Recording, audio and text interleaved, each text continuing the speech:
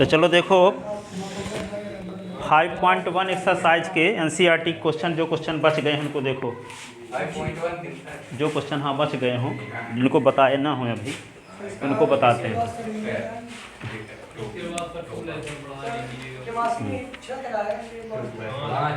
हाँ देखो,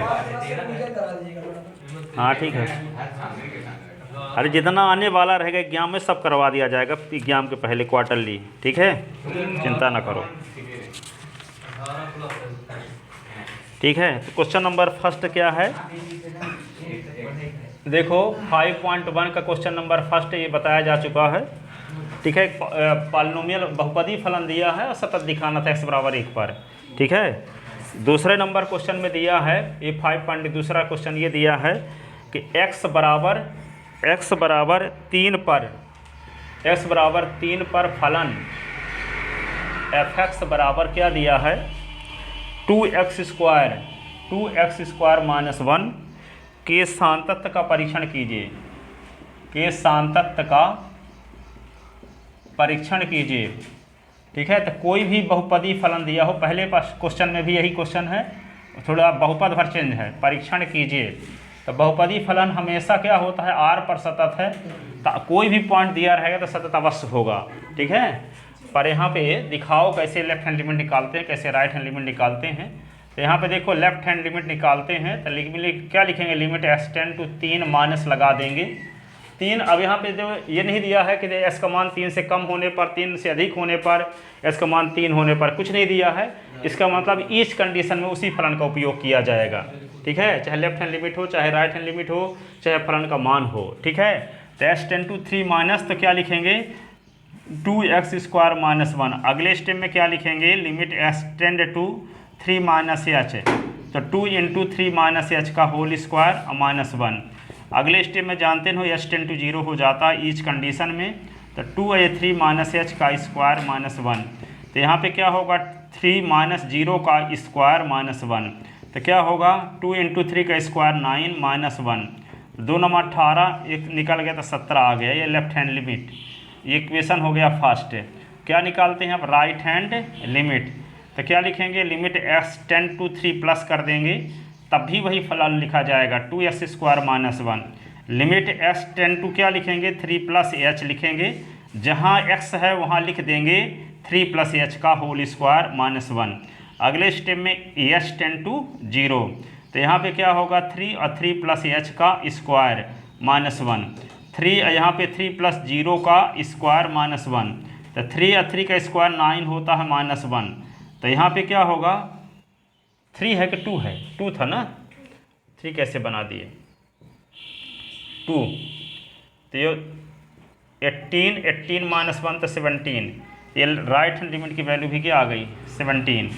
अब देखो यहाँ f(x) की वैल्यू आपको दी गई है क्या 2x स्क्वायर माइनस 1, तो s के स्थान पे 3 रख दो, तो 2 इंटू 3 का स्क्वायर माइनस 1, तो f3 इज इक्वल टू क्या होगा 2 इंटू 3 3 जा 9 माइनस 1, तो f3 इज इक्वल टू क्या हुआ 18 माइनस 1, तो f3 इज इक्वल टू क्या आ गया 17। तो यहाँ पे देखो ये इक्वेशन सेकंड हुआ, ये इक्वेशन थर्ड हो गया।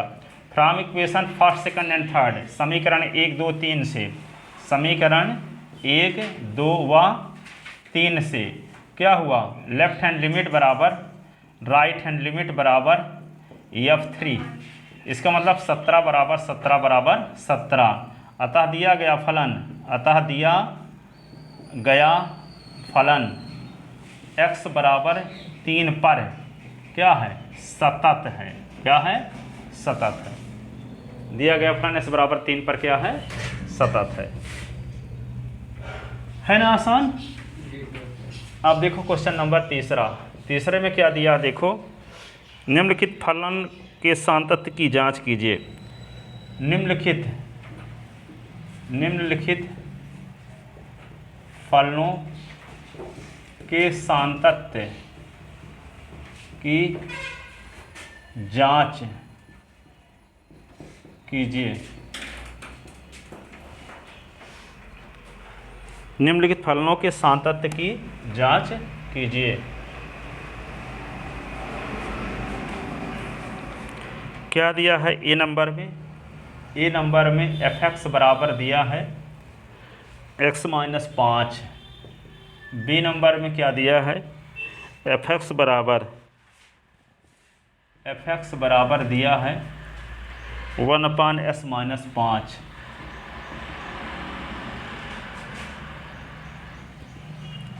सी एफ एक्स बराबर क्या दिया है, x square plus x square minus 25 upon x plus 5। ठीक है।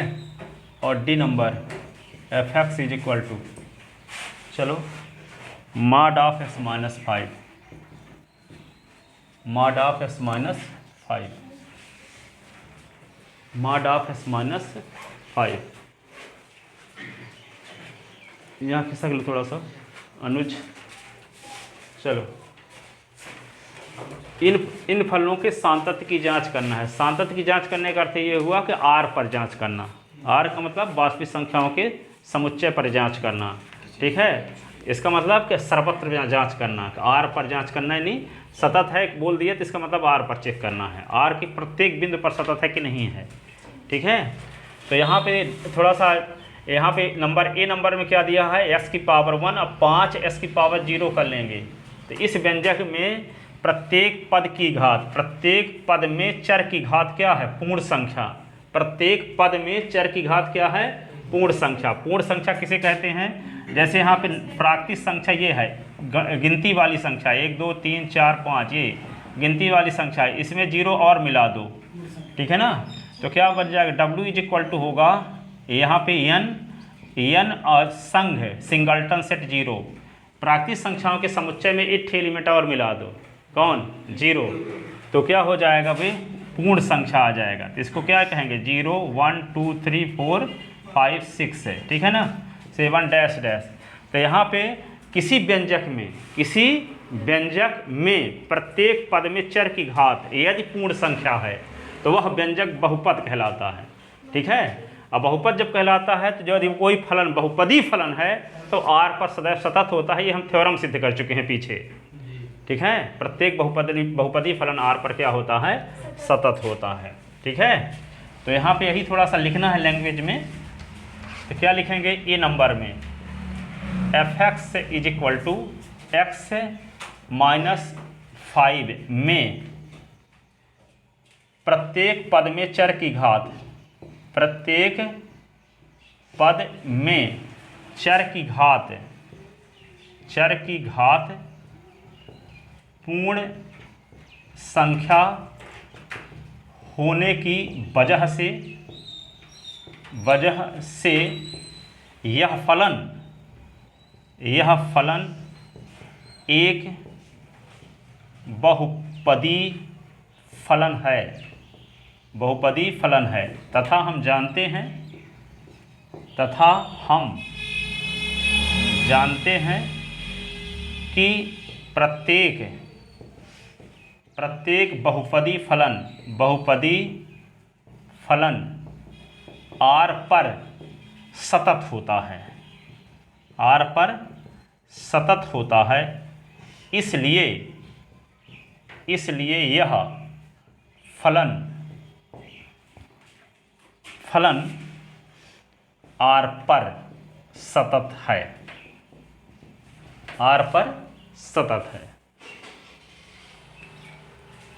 ठीक है ना। अब जैसे मान लो कोई फंक्शन एफ एक्स बराबर ऐसे दिया है 1/s माइनस 2।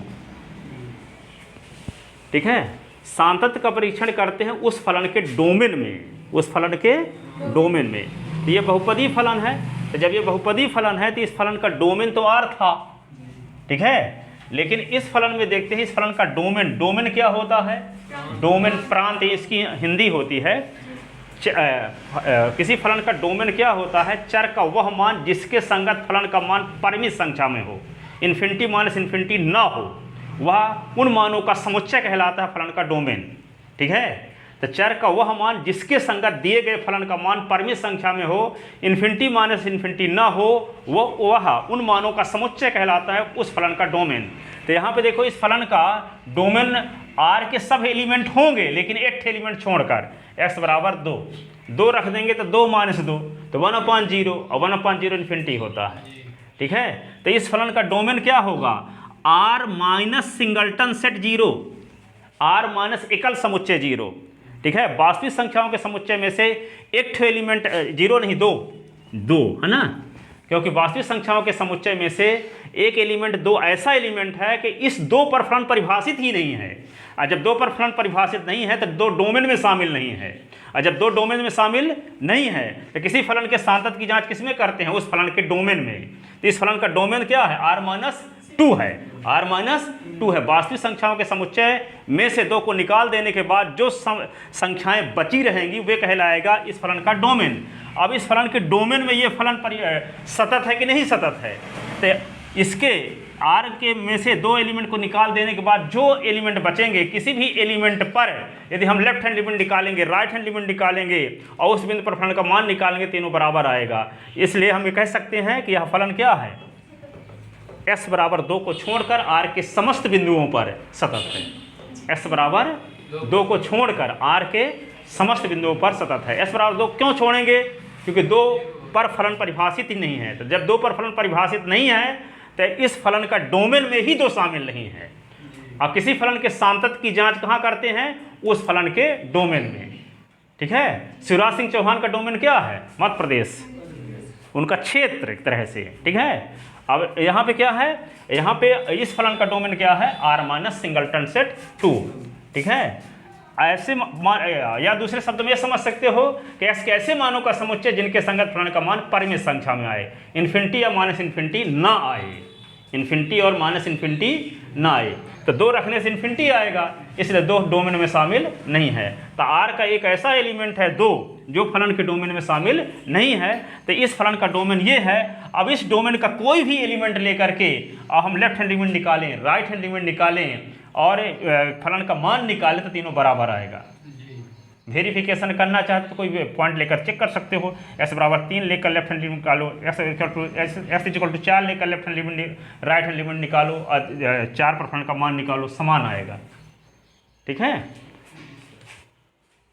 तो क्या करोगे, दूसरे नंबर में क्वेश्चन दूसरा क्या है, s बराबर s-5 है ना, तो दूसरे नंबर में यही व्याख्या करना था।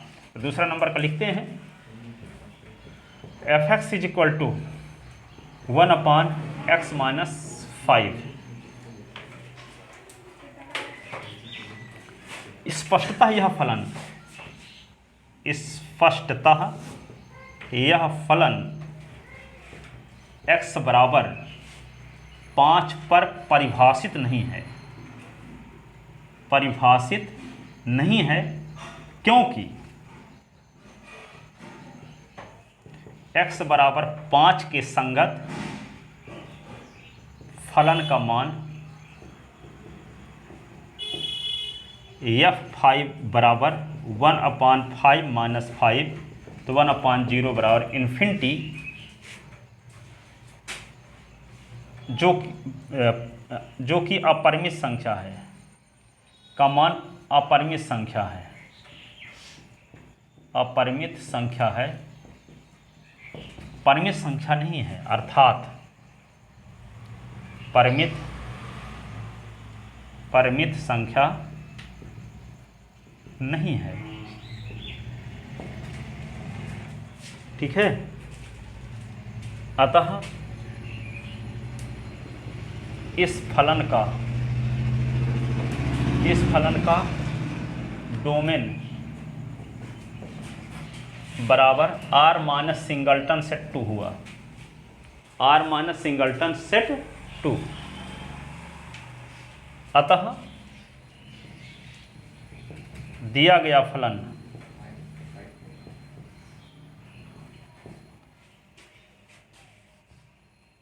साथ ही दिया गया फलन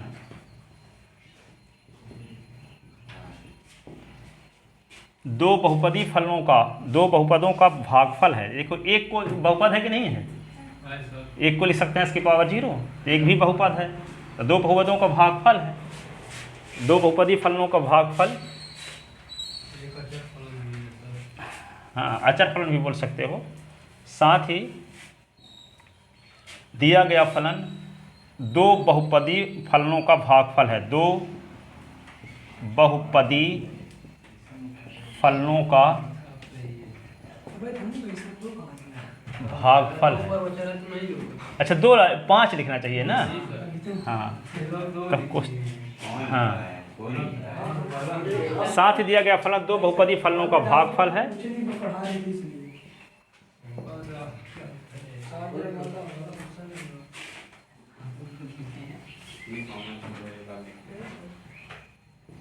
तथा हम जानते हैं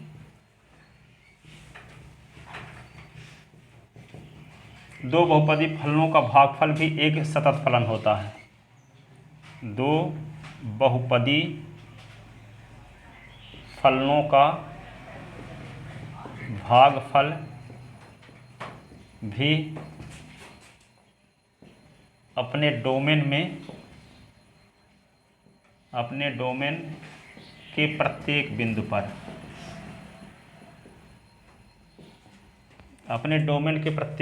पर सतत होता है।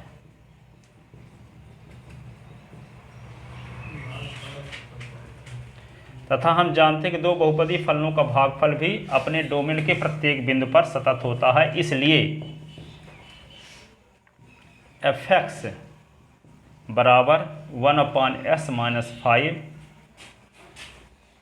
r माइनस सिंगलटन सेट 5 के प्रत्येक बिंदु पर सतत है। प्रत्येक बिंदु पर सतत है। तो इस प्रकार ये सतत की व्याख्या हो गई। ठीक है।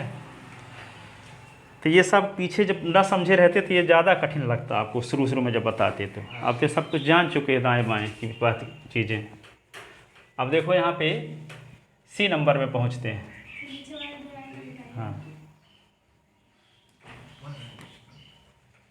पर है ये, प्रत्येक बिंदु पर सतत होता है। सी नंबर देखो, f(x) = x² - 25/s+5। ठीक है।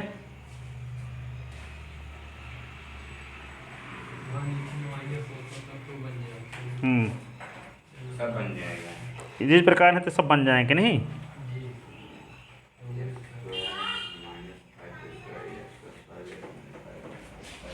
अब देखो इसको लिख सकते हैं f(x) = x² - 5/s+5 और यहाँ x - 5s+5/s+5 ये कट गया तो s-5। ठीक है। अब s-5 क्या है? s की पावर 1 है तो एक पूर्ण संख्या है, और s की पावर 0 है तो पूर्ण संख्या है। ये प्योर बहुपदी फलन हो गया। तो ये r पर सतत है। पहले जैसा हो गया सर। हाँ, पहले जैसा हो गया स्पष्टतः।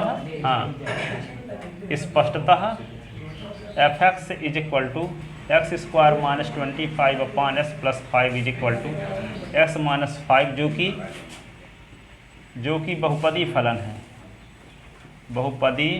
है। इसलिए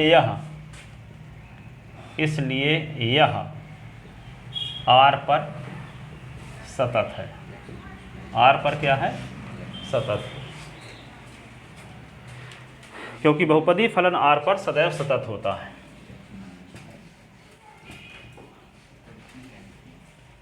ठीक है। अब डी नंबर की व्याख्या करते हैं। आप लोगों को ये बताया जा चुका है। क्या बताया जा चुका है? mod of x = होता है x जब x > 0 और -x होता है जब x > 0 और 0 होता है जब x = 0। यही ना बताया गया है mod of x की परिभाषा। तो यहाँ पे देखो f(x) को हम इस प्रकार से लिख सकते हैं डी नंबर के लिए। इसको लिख ले यहाँ तक। अभी नहीं सर। चलो देखो, तो f(x) बराबर इधर लिखते हैं हम। क्या लिखा गया है? mod of s - 5। mod of s - 5। इसका मतलब क्या हुआ? mod of s - 5 का मान क्या होगा? x - 5 होगा, इसके पहले प्लस लगेगा। कब है? जब s माइनस 5 की वैल्यू 0 से बड़ी हो, और यहाँ माइनस लगेगा s माइनस 5 जब s माइनस 5 की वैल्यू 0 से छोटी हो। ठीक है, अब यहाँ पे s माइनस 5 ही होगा जब x माइनस 5 बराबर 0। 0 होगा ना जब s माइनस 5 बराबर 0। ठीक है, अब देखो तो fs का मान क्या आ गया, fs का मान ये आएगा s माइनस 5 जब x इज ग्रेटर देन 5, और यहाँ पे क्या माइनस x प्लस 5 जब x इज लेस देन 5, और ये क्या आएगा 0 जब s बराबर 5। ये आ गया। यही फलन को हम ये लिख सकते हैं, इसी को अब ये लिख सकते हैं। ठीक है, अब देखो यहाँ पे fx इज इक्वल टू, यहाँ पे क्या है x माइनस 5 जब x इज ग्रेटर देन 5, इसी को लिख सकते हैं 5 माइनस x जब x इज लेस देन 5, ये हो गया 0 जब s इज इक्वल टू 5। ठीक है, अब देखते हैं s का मान 5 से बड़ा, तो 5 से बड़ा का मतलब क्या हुआ 5 से इन्फिनिटी अंतराल। 5 से छोटा का मतलब क्या हुआ माइनस इन्फिनिटी से 5 अंतराल। ठीक है, s बराबर ये सिंगलटन सेट 5। ठीक है, अब देखो 5 से बड़ा 5 से छोटा 5, तब 5 पर सांतत का परीक्षण करना पड़ेगा। किस पर करना पड़ेगा 5 पर। 5 पर सांतत का परीक्षण करना पड़ेगा, और बाकी बिंदुओं पर बहुपदी फलन है। ठीक है, इस अंतराल में ये बहुपदी फलन है, तो इस अंतराल में फलन क्या होगा सतत होगा। इस अंतराल में ये भी बहुपदी फलन है तो सतत होगा। ठीक है, अब s बराबर 5 पर किसी बिंदु पर सांतत की व्याख्या करने के लिए क्या करना जरूरी रहता है, लेफ्ट हैंड लिमिट निकालना, राइट हैंड लिमिट निकालना, और उस बिंदु के संगत फलन का मान निकालना। यदि तीनों मान बराबर आ जाता है तो हम कहेंगे कि 5 पर भी सतत है। ठीक है,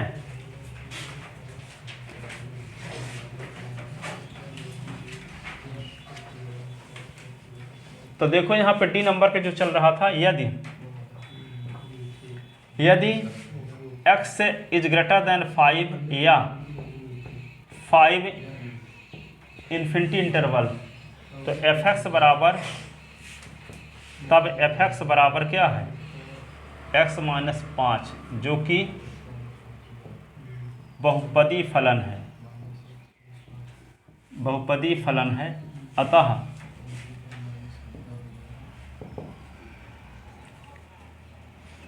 यह fx बराबर x माइनस 5 अंतराल 5 से इन्फिनिटी में सतत है। ठीक है, यदि x इज लेस देन 5 या माइनस 25 इंटरवल, तब fx बराबर क्या आता है 5 माइनस x जो कि बहुपदी फलन है, बहुपदी फलन है। तथा हम जानते हैं कि प्रत्येक बहुपदी फलन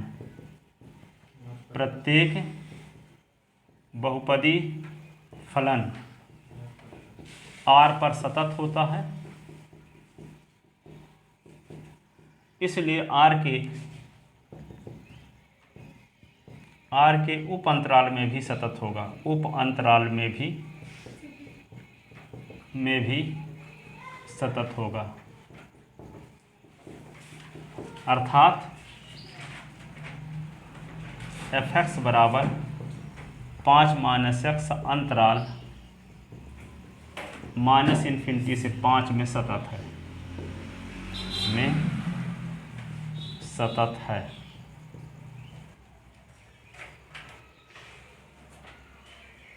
अब हमें केवल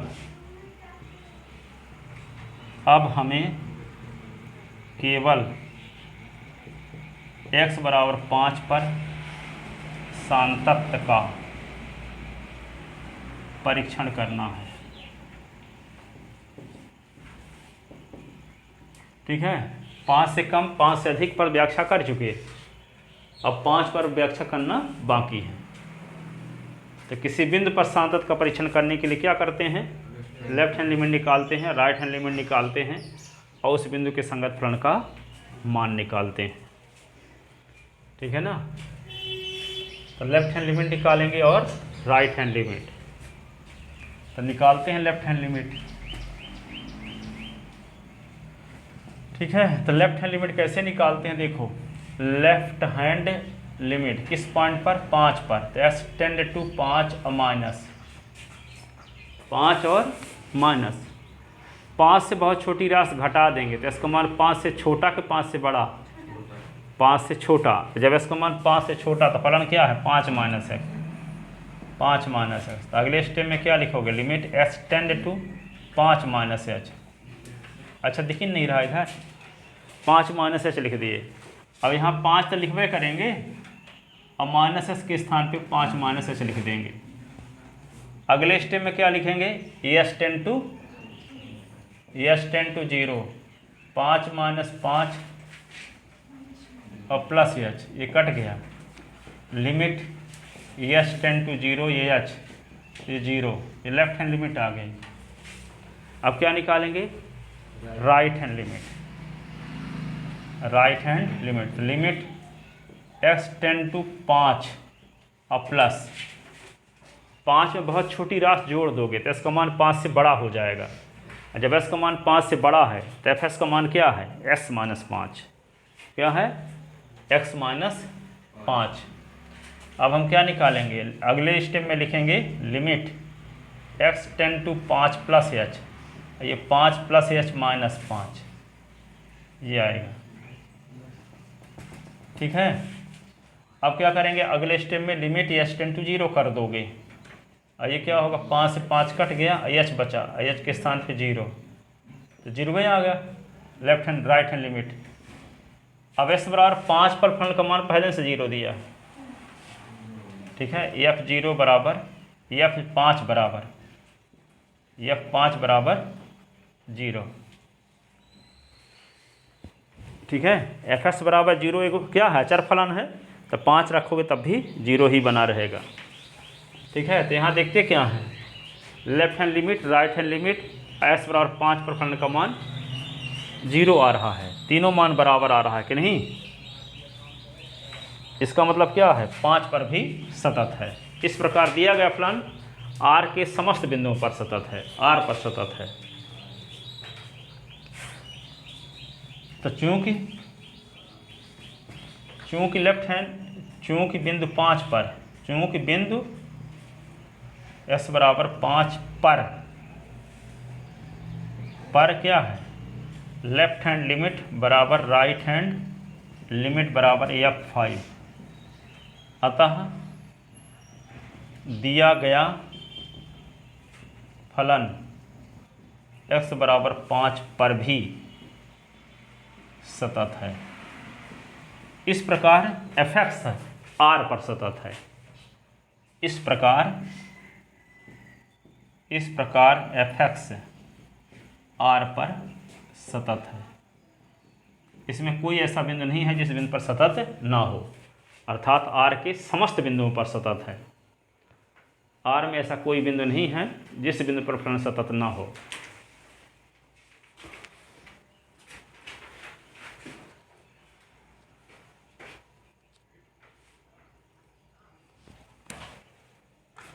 लिखे। अब आता है क्वेश्चन नंबर 4। सिद्ध कीजिए कि fx बराबर x की पावर n, x बराबर n पर सतत है, x बराबर n पर सतत है, जहाँ n एक धन पूर्णांक है, धन पूर्णांक है।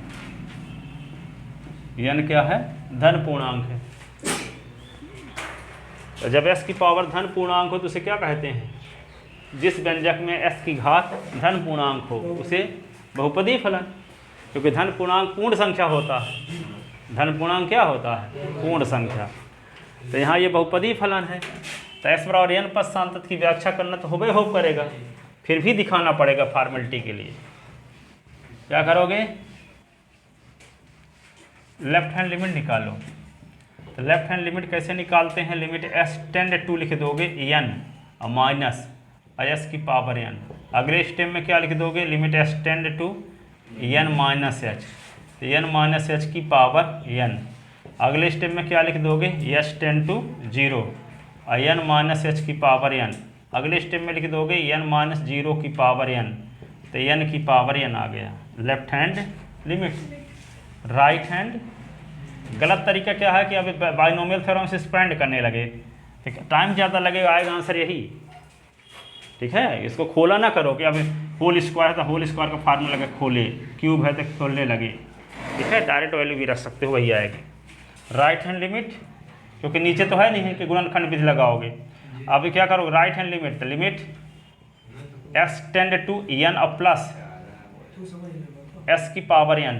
अगले स्टेप में क्या लिखेंगे? Limit s tend to n plus h, तो n प्लस h का की पावर n। अगले स्टेप में क्या लिखोगे? s टेंड टू 0, तो यहाँ पे n प्लस h की पावर n और h के स्थान पे 0, n प्लस 0 की पावर n, तो n की पावर n ही आ रहा है, ठीक है। अब फंक्शन दिया है f(x) is equal to s की पावर n, s के स्थान पे n रखते हैं, तो क्या होगा? n की पावर n।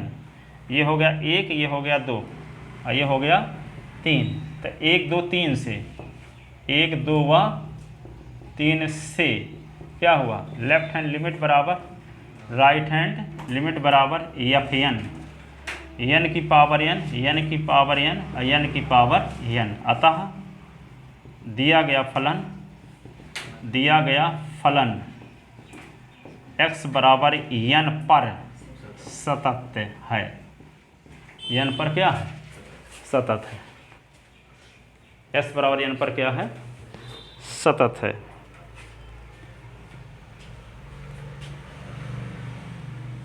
पाँच नंबर सवाल देखो, लिखो इसको।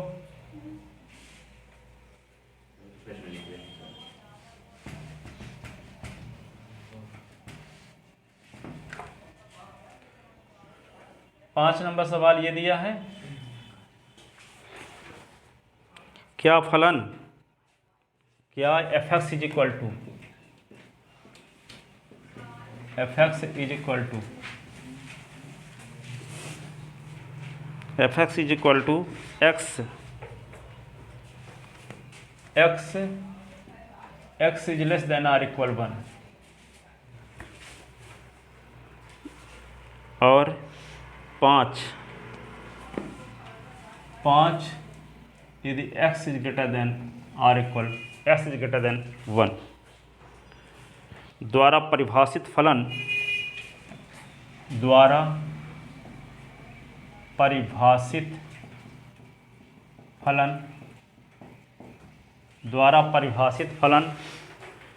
x बराबर 0 1 और 2, x बराबर 0 x बराबर 1 x बराबर 2 पर सतत है।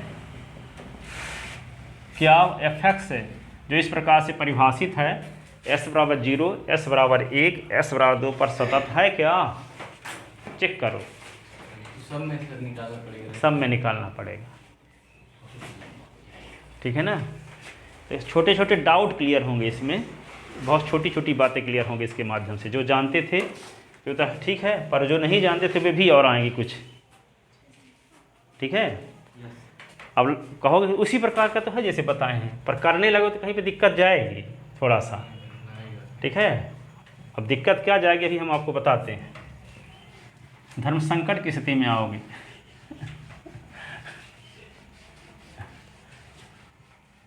देखो तो पहले हम देखते हैं x इज इक्वल टू 0 पर, x इज इक्वल टू 0 पर, x इज इक्वल टू 0 पर। अब देखो जब s इक्वल टू 0 पर स्थानांतरित की व्याख्या करेंगे तो क्या निकालना पड़ता है आपको, limit s tend to 0 minus. अब इसका मतलब अगले स्टेप में हम 0 में बहुत छोटी राशि घटाओगे, बताए ना, बहुत छोटी राशि 1/1 कराब, ठीक है। तो बहुत छोटी राशि घटाओगे तो s का मान क्या होगा, 0 से छोटा।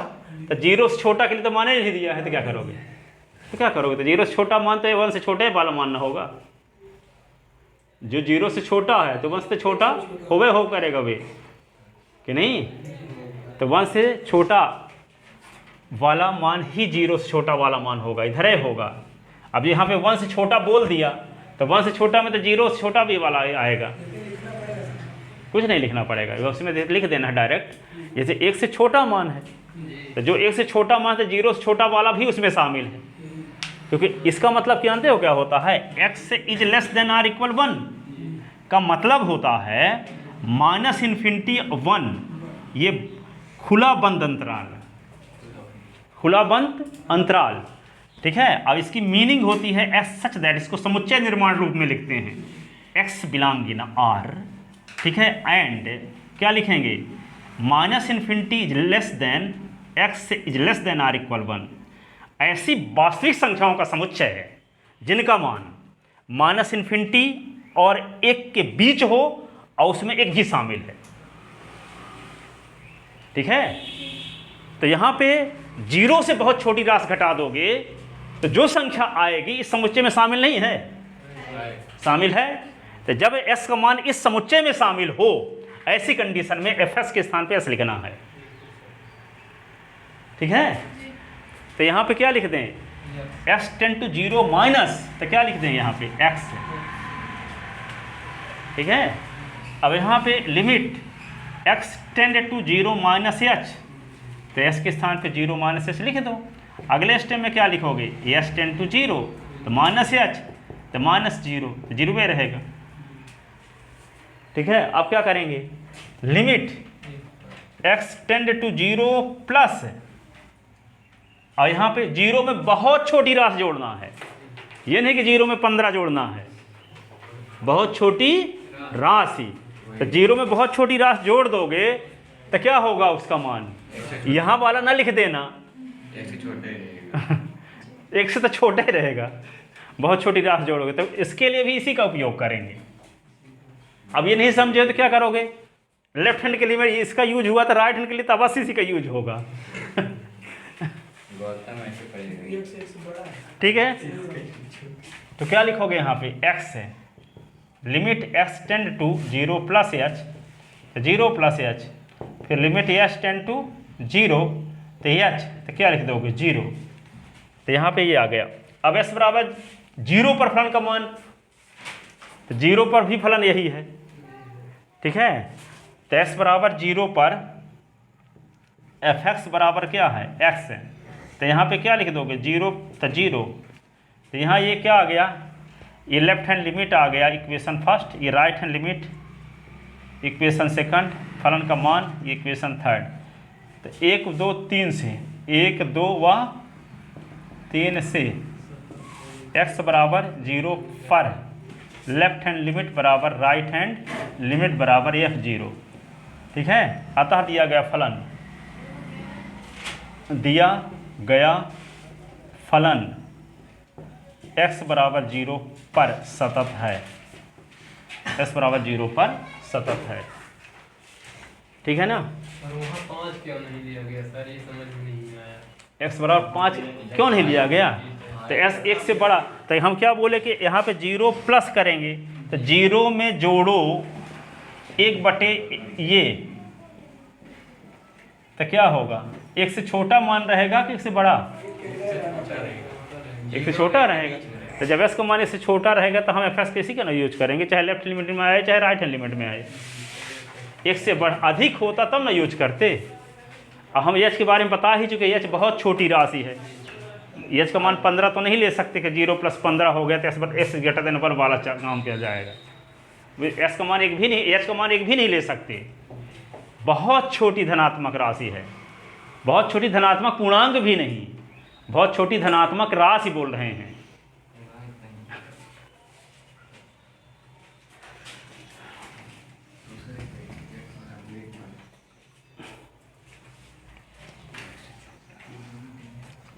अब हम किस पर व्याख्या करेंगे? x बराबर 1 पर करेंगे।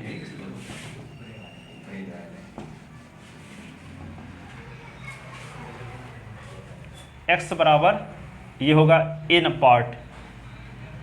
कौन क्वेश्चन था? पाँचवा का a भाग, पाँचवा का b भाग।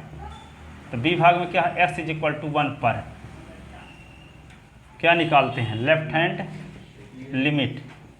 तो limit s tend to 1 minus, और 1 से बहुत छोटी राशि घटा दो तो s का मान 1 से छोटा, तो क्या लिखेंगे? x से लिखेंगे। Limit s tend to 1 minus h, तो 1 माइनस h। अगले स्टेप में लिखेंगे लिमिट s टेंड टू 0, तो ये होगा 1 माइनस h, तो 1 माइनस 0 तो 1। अब यहाँ पे क्या करेंगे? x इज इक्वल टू 1 पर राइट हैंड लिमिट। तो लिमिट क्या लिखेंगे? s टेंड टू 1 प्लस 1 में बहुत छोटी राशि जोड़ दो। अब इसका यूज करेंगे। 1 में बहुत छोटी राशि जोड़ देंगे तो इसका मान इससे बड़ा हो जाएगा, तब 5 लिखेंगे यहाँ। फिर लिमिट s टेंड टू क्या लिखेंगे अगले स्टेप में? 1 प्लस h, तब भी 5। लिमिट s टेंड टू 0, तब भी 5। अचर है, ये होगा 5 आएगा। अब x इज इक्वल टू 1 पर फलन का मान क्या है? देखो s बराबर 1 पर भी फलन का मान x है, और 1 से कम पर भी फलन का मान s है। ठीक है, तो यहाँ पे क्या लिखोगे? s इज इक्वल टू 1 पर f(x) बराबर x है। तो s के स्थान पे 1 रख दोगे, s ना, तो 1 रख दोगे तो 1 आएगा। ठीक है, तो चूँकि x बराबर 1 पर लेफ्ट हैंड लिमिट बराबर नहीं है, x बराबर लेफ्ट हैंड लिमिट बराबर f(1) is not equal to या राइट हैंड लिमिट। ये दोनों मान 1 तो हैं, पर ये 5 है, जबकि तीनों बराबर होने चाहिए सतत के लिए, जबकि तीनों बराबर होने चाहिए सतत के लिए। अतः दिया गया फलन, दिया गया फलन x बराबर 1 पर सतत नहीं है, असतत है। x बराबर 1 पर सतत नहीं है।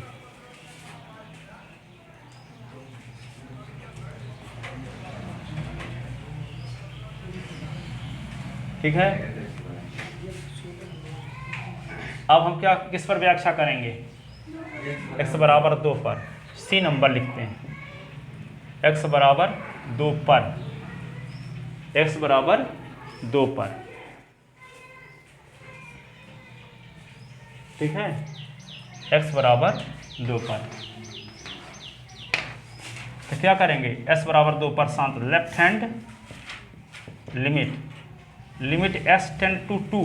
अब क्या करेंगे? माइनस, तो 2 से बहुत छोटी राशि घटा देंगे तो क्या होगा? इसका मान 1 से बड़ा ही ना रहेगा, 1 से बड़ा ही रहेगा। 2 से बहुत छोटी राशि घटाएंगे तो 5 आएगा।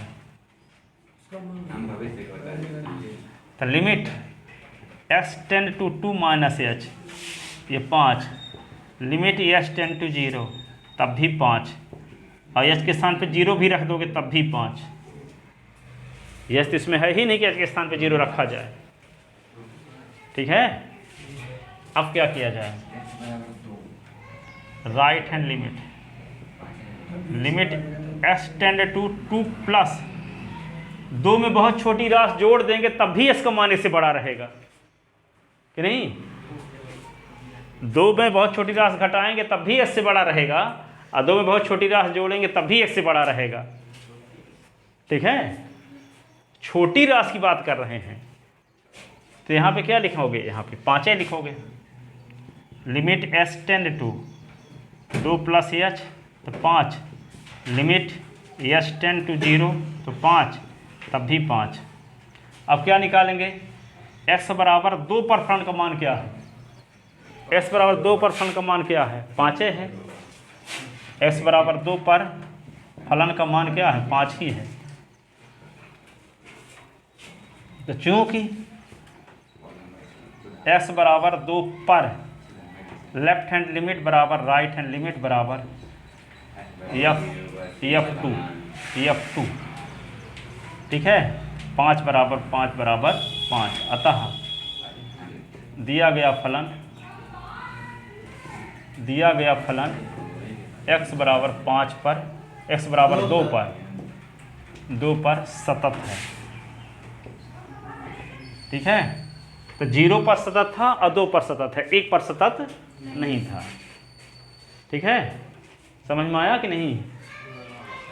ये प्रश्नावली नए टीचर जो पढ़ाते होंगे, 1-2 साल पढ़ा रहे हो तो ना पढ़ा पाएंगे। ये इसी में BSc MSc की ज़रूरत पड़ती है, इस सवाल ये प्रश्नावली को पढ़ाने में।